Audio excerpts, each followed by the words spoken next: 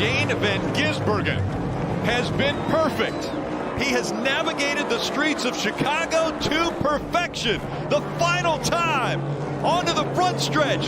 He comes to the checkered flag. He's won the very first street race in NASCAR. Shane van Gisbergen has taken NASCAR's road courses by storm, leaving even the most seasoned drivers in his wake. His dominance in just a few seasons has redefined what it means to master these tracks, making his rise from Supercars champion to road racing powerhouse undeniable.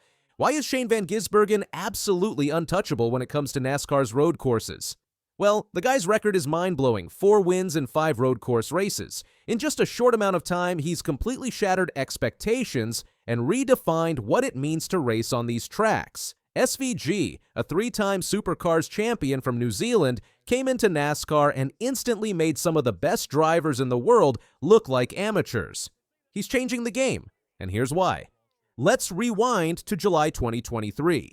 NASCAR introduced its first ever street race in Chicago, and everyone was on a level playing field. The track was brand new, and no one had any prior experience racing there. To make it even trickier, the weather threw a curveball. But SVG, a rookie in NASCAR, didn't just come in and compete, he came in and dominated. He started from the middle of the pack, worked his way through the field, and took the victory in his first ever Cup Series race. It wasn't just a lucky win, it was a statement. SVG wasn't just competitive, he was on a completely different level than everyone else. Kyle Larson said that when SVG got to his bumper, it felt like SVG was flying past them. When he got to my back bumper, I felt like I pieced together a really good section, and I was like, I thought for sure I'd look in the mirror and I was going to be like 2 car lengths or something in front of it, and he was glued to my back bumper. I was like, holy shit, this guy's flying. SVG wasn't just fast, he was in a different class. So what makes SVG so unstoppable on road courses? It's all about his background. Before NASCAR, he was already a superstar in the Australian Supercars Championship, a series filled with intense competitive road course racing. Most of the races there happen on narrow, unforgiving street circuits or traditional road courses. The cars in Supercars are heavy, powerful, and challenging to handle, much like NASCAR's Next Gen cars. SVG's years of racing on these types of courses gave him the skills he needed to excel in NASCAR. He learned how to brake late into corners, conserve his tires, and find grip in places where others couldn't. While many NASCAR veterans talk about muscling their cars around the track, SVG has a smoother, more finesse-driven approach. He's able to carry much more speed through corners without burning up the tires. This allows him to go longer on a run while keeping his speed up, while others around him start fading as their tires wear out. But it's not just about driving fast. SVG has a sharp mental game. He knows exactly when to push hard, when to save his car, and when it's time to make a move. Trackhouse racing owner Justin Marks says SVG is one of the few drivers who can think on the edge, making smart strategy calls while driving at full speed. SVG races with calculated aggression. He knows how to balance risk and reward, which is exactly what makes him so tough to beat. He's not just fast, he's mentally sharp, making decisions in real time while still pushing his car to its limits. That's a skill not many drivers have. His crew chief even refers to him as a machine, such as his precision behind the wheel. The results speak for themselves. At Watkins Glen in 2023, SVG won by 11 seconds. In NASCAR, that's a massive gap. By the time second place crossed the finish line, SVG was already doing burnouts in turn 1. As we move into 2025, SVG's record in NASCAR is absolutely staggering. In his first full season, he's already won 4 out of the 5 road course races he's entered. He's won at tracks like Mexico City, Chicago, Sonoma, and Watkins Glen, some of the most iconic road courses in NASCAR.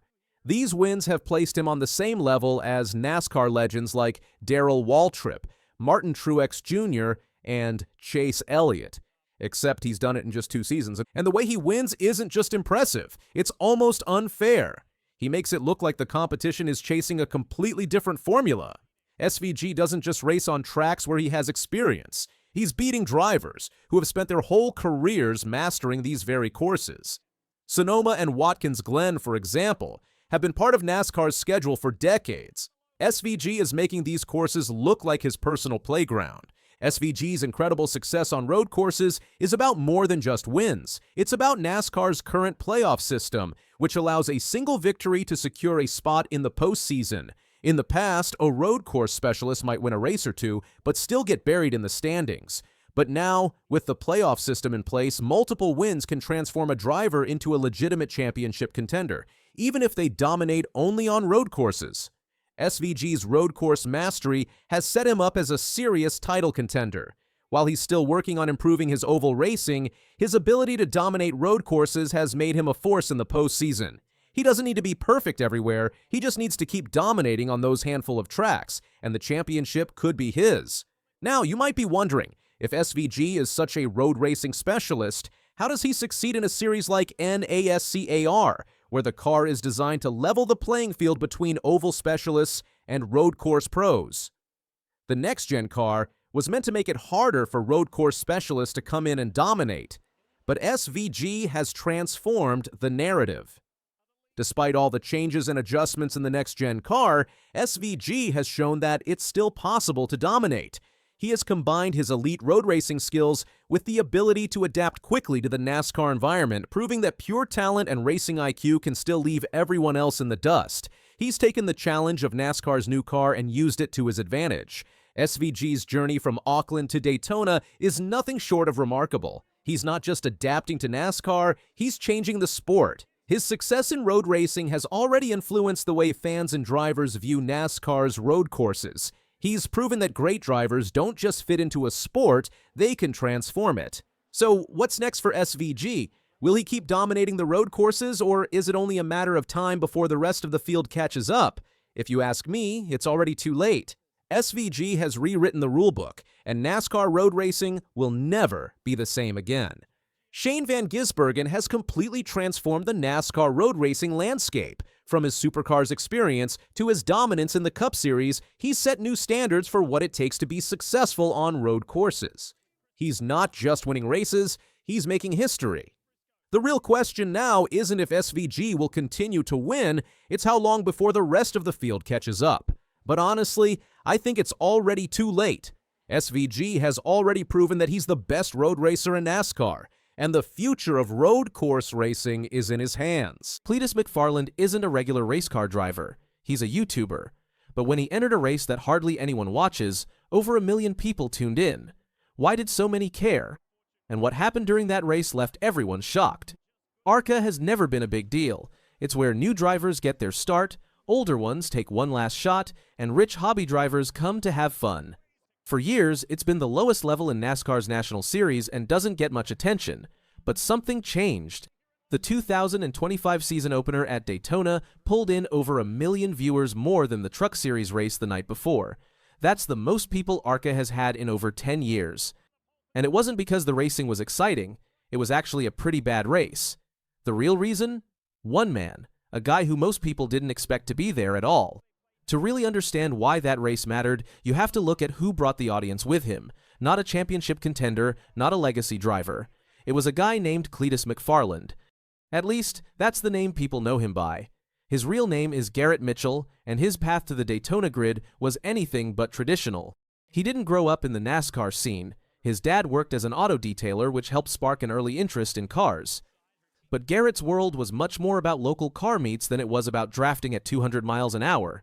He bought a white Subaru STI as a teenager, and that's what first caught the eye of someone from a local production house.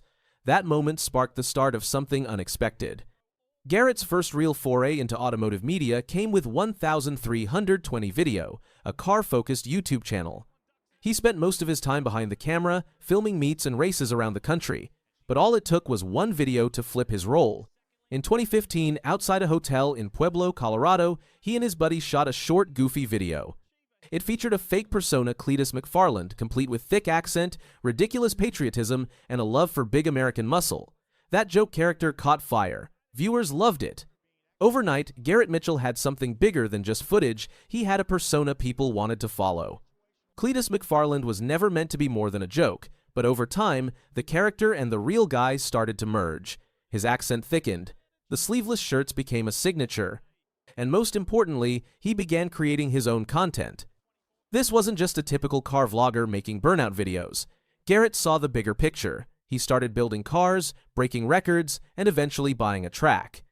He bought an old defunct speedway and turned it into the Freedom Factory. He turned it into a home base for events like the Freedom 500, where retired police cruisers and Crown Vics become the stars of the show. Beyond that, he launched his own parts brands, grew a team, and expanded into a full media operation. He wasn't just a gearhead anymore, he was running a business empire fueled by horsepower and YouTube clicks. About a year before his ARCA debut, Hurricane Hella tore through Florida's Big Bend region. It was one of the deadliest hurricanes to hit the U.S. in decades. With roads impassable and people stranded, a few private citizens stepped up with planes to help. Cletus was one of them. Flying supplies in and people out, he wasn't alone. Also in the mix was a familiar name to longtime NASCAR fans, Greg Biffle. The two had already raced each other in one of Cletus's Crown Vic events, but now they were flying side by side, helping people survive. That time together built a bond, and in between rescue missions, Garrett mentioned that it had always been his dream to run the Daytona 500. Biffle told him to start small. That meant ARCA. That meant turning content creation into competition. That meant real racing. Cletus made his ARCA debut in the very car Frankie Muniz once drove. It was a surreal crossover moment with TV stars, YouTubers, racers all sharing the same track. But even before he made it to the green flag, he hit a wall. Not on the track, but with the rules. In his very first test session, officials put him on probation for having his own onboard camera, something banned due to concerns about spying on other teams. It was a rookie mistake, but also a clear sign of the line he was walking between being a media figure and being a serious competitor. He was allowed to stay in the field. When qualifying came, he made the race, and from there, everything got real. In terms of results, his ARCA season was a mixed bag. At Daytona, he was caught up in a wreck not of his making. At Talladega, he overcame engine issues and brought the car home in the top 10, a genuinely impressive performance for someone with zero prior superspeedway experience. Then came Charlotte. A restart went wrong. He spun his tires, stacked up the field, and took out another driver. He got out, stood in front of a camera, and apologized. The honesty, the mistakes, and the way he handled them added depth to his story. This wasn't just a YouTuber pretending to race, he was trying to do it for real and learning the hard way just how difficult it is. It would be easy to call him just another influencer looking for clout. But that would miss the bigger point. NASCAR needs star power, and Cletus brings it in ways few others can. His videos pull in millions of views. His appearances on NASCAR's official YouTube channel outperform many races. When his name is attached to a post, engagement jumps. He's not replacing veteran drivers, but he is introducing the sport to new fans, and in a time when attention is everything, that matters more than ever. In many ways, he's a throwback. NASCAR used to be full of big personalities who came from humble beginnings. Today, many drivers are molded from karting programs and family money. Cletus didn't grow up in that world. He carved his own path, and that authenticity resonates. Cletus McFarland isn't just a driver. He's a symbol of how the racing world is changing. His rise says more about the internet, media, and cultural shifts than it does about lap times. He represents something rare in modern motorsports, a DIY success story. He didn't come from corporate sponsorship or famous last names. He came from filming cars in parking lots. He took a fake name and made it real. He built something from nothing. The American dream might not mean what it used to, but stories like this keep it alive. When someone like Garrett Mitchell makes it to a national racing stage through persistence, hustle, and creativity, it challenges everything we thought we knew about how you get there. Some drivers get famous because they win. Others win because they're already famous. Cletus is trying to be both. He's still got a long way to go, and he knows it. But in a sport desperately in need of new blood, fresh perspectives, and engaged fans, he's not just welcome, he's needed. He won't win every race. He might not ever win a race at all, but what he's already done is shift the conversation. He brought over 1 million people to watch an ARCA race that most would have ignored. He turned a long-shot dream into a full-time effort, and he proved that sometimes the most unlikely stories are the ones that change the game. Garrett Mitchell may never be a NASCAR champion, but Cletus McFarland, he might just be the spark the sport didn't know it needed. Can you do some more racing next year? Yeah, we're planning on coming back. Part-time? Yeah, part-time. Cletus McFarland is about to shock the racing world. The YouTuber who made his name with wild burnouts and crazy car stunts is stepping back into real competition. In 2026, he's returning to the track, chasing a dream that many thought was impossible. The question is, Can an internet star actually fight his way to the top levels of NASCAR? Cletus, whose real name is Garrett Mitchell, first got famous on YouTube. He built his brand with wild car builds, crazy stunts, and loud horsepower that drew millions of viewers. His fun style and love for racing made him one of the biggest automotive creators online. Unlike many others, he always wanted to take his passion from the garage to the racetrack, which pushed him into professional racing. His first major step came in ARCA, the series often seen as a gateway into NASCAR. In 2023, he made headlines when he attempted his first short-track start at Bristol. For anyone who has followed Bristol, they know it is not the place for beginners. It's a half-mile bullring where even veterans get humbled. Cletus qualified 27th and managed to run only 61 of the 200 scheduled laps. A right front tire failure sent him into the wall and ended his night early. He was open about the disappointment, but also about what he had learned. The challenges of managing the car, tire wear, and traffic on such a small and intense circuit gave him an immediate education in what racing at this level really requires. That debut was far from glamorous, but it didn't scare him off. In fact, it set the stage for what came next. Over the following seasons, Cletus continued to chase ARCA starts, particularly at the super speedways. By 2025, he had entered 4 different ARCA races. These included major stops at Daytona, Talladega, Charlotte, and of course, Bristol once again. This time, the results were far more promising. He managed to earn 2 top 10 finishes, including a strong run at Talladega and another at Charlotte. Those results turned some heads in the garage because few expected a YouTuber to hang inside the top 10 against serious competition. Still, Cletus remained his usual self in interviews, admitting that he got his butt kicked plenty of times along the way. He pointed out that racing is unforgiving, and he had to respect the craft, the preparation, and the years of experience his competitors had. Instead of getting discouraged, he treated every setback as another lesson, something that his fans resonated with. They weren't just watching a creator throw himself into racing for views, they were watching him grow as a driver. All right. Reactions to first ARCA Bristol race. I got my butt kicked, man. Then came the announcement in September 2025. Standing on pit road at Bristol, the very same track where he made his rough debut, Cletus confirmed that he will return in 2026 for a part-time ARCA schedule. This wasn't a vague tease. His team owner at Retta Jones Racing explained that they're lining up somewhere between 8 to 10 ARCA races for the season, along with additional super late model starts. That's a significant commitment and shows this isn't just about dabbling anymore, it's about building consistency and proving he can belong in the racing world. The plan for 2026 is important for 2 reasons. First, it gives Cletus the chance to log more laps, more experience, and more time with his crew. In motorsports, repetition and familiarity are everything. Second, it positions him for his bigger long-term goal, which he has not been shy about. He has said he wants to compete in the Daytona 500, possibly by 2027 or 2028. That's one of the most ambitious jumps imaginable, but he is setting the groundwork to at least make it a possibility. Source. Of course, that dream comes with plenty of speculation and rumors. Earlier this year, chatter began spreading that Cletus might be involved in NASCAR's Truck Series, with whispers about possible manufacturer backing, particularly from Ram. The rumor mill spun fast, with some people even suggesting a path that would take him directly into NASCAR's National Series. However, Ram's CEO was quick to deny any involvement, putting a stop to that storyline. For now, the focus remains on ARCA, but the fact that these kinds of rumors even exist shows how much excitement Cletus has generated. The road ahead won't be simple. Racing costs a lot, and even with fans and sponsors, it's tough to fund. On top of that, some people doubt him.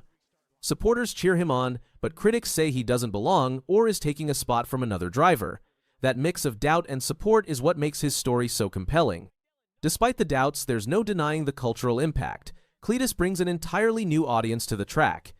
His millions of subscribers follow him because of his entertaining content, and many of them had never watched a NASCAR race before. By stepping into ARCA and potentially beyond, he bridges the gap between digital entertainment and traditional motorsports.